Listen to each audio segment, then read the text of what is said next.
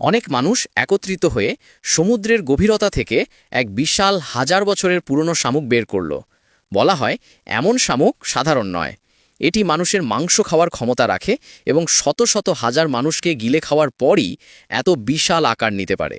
ঠিক সেই সময় অঙ্কল মিং তার পূর্বপুরুষদের কাছ থেকে প্রাপ্ত ড্র্যাগনের দাঁতের তরোয়াল বের করল। তিনি খুব নরমভাবে তার ধার শামুকের উপর চালালেন।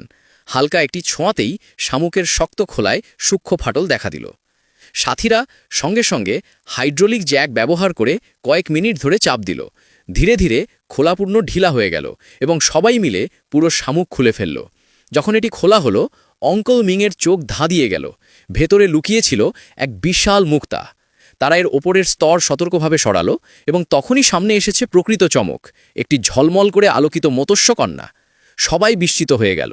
অঙ্কল মিংয়ের আনন্দের শেষ ছিল না, কারণ এটি কোনো সাধারণ প্রাণী ছিল না, বরং হাজার বছরের মধ্যে একবার প্রকাশ পায় এমন এক আশ্চর্যজনক ধন।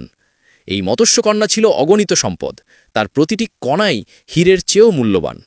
তবুও দয়া দেখিয়ে তারা সেই বিশাল শামুককে সমুদ্রের কোলে ফিরিয়ে দিল। তাদের একদম ধারণা ছিল না যে এই সিদ্ধান্ত সমুদ্র রাজার রোষকে উদ্দীপিত করবে।